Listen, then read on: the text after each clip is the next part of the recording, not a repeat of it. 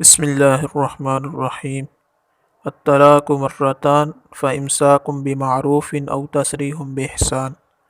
اللہ رب العزت قرآن پاک میں ارشاد فرماتا ہے، طلاق جس کے بعد رجوع ہو سکتا ہے 2 بار تک ہے، پھر بلائی کے ساتھ عورت کو روک لینا ہے یا بلائی کے ساتھ عورت کو چھوڑ دینا ہے۔ فَإِن طَلَّقَهَا فَلَا تَحِلُّ لَهُ مِن بَعْدُ حَتَّى تَنكِحَ زَوْجًا غَيْرَهُ۔ تو جب 2 بار کے بعد تیسری بار اسے طلاق دے دی تو اس کے بعد وہ عورت اسے حلال نہ ہوگی جب تک دوسرے شوہر سے نکاح نہ کرے۔ تو اللہ رب العزت نے واضح الفاظ میں ارشاد فرما دیا کہ وہ طلاق جس کے بعد رجوع کا حق حاصل ہے وہ 2 بار تک ہے۔ 1 مرتبہ طلاق دی، اس کے بعد رجوع کر سکتا ہے، دوسری بار طلاق دی، رجوع کر سکتا ہے، لیکن جب تیسری بار طلاق دے دی اس کے بعد عورت شوہر کے لیے ہمیشہ کے لیے حرام ہوگی، تو اب رجوع نہیں کر سکتا۔ تو اب صرف حلالہ کے ذریعے ہی عورت حلال ہو سکتی ہے۔ آج کل کئی مذہبی رہنما 3 طلاقوں کو ایک، اور کئی وکیل بھی 3 طلاقوں کو ایک بھی طلاق نہیں ہوئی کا فتویٰ جاری کر کے اکٹھے رہنے کا کہتے ہیں۔ یہ صریح گمراہی ہے، ان کی باتوں میں ہرگز نہ آئیں۔ 1 طلاق 1 ہے، 2 طلاقیں 2 ہیں، اور 3 طلاقیں 3 ہیں۔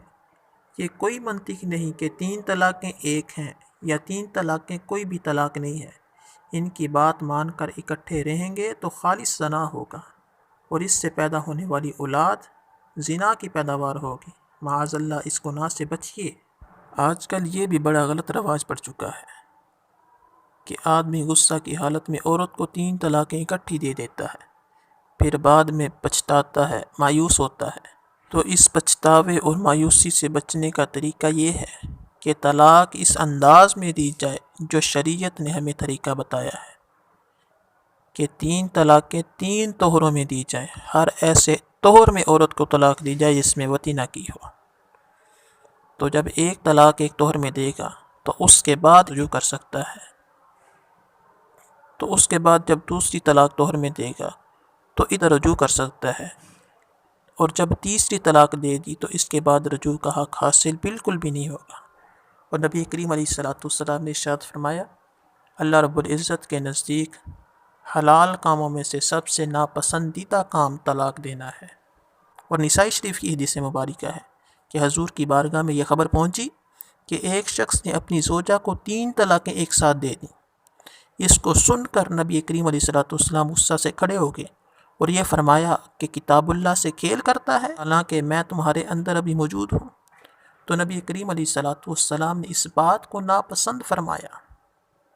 تو یہ آدمی اکٹھی 3 طلاقیں ایک ہی ساتھ عورت کو دے دے، تو یہ بات یاد رکھیے، 3 طلاقیں جب اکٹھی دے دی تو 3 کی 3 ہی ہوں گی، یہ نہیں ہوگا کہ 1 ہوئی ہے، تو وہ طلاقیں 3 ہی ہو جائیں گی۔ لیکن یہ کام نبی کریم علیہ السلام کی بارگاہ میں ناپسندیدہ ہے۔ تو اللہ رب العزت کی بارگاہ میں دعا ہے کہ اللہ تعالی ہمیں اس مسئلہ کو سمجھنے کی توفیق عطا فرمائے۔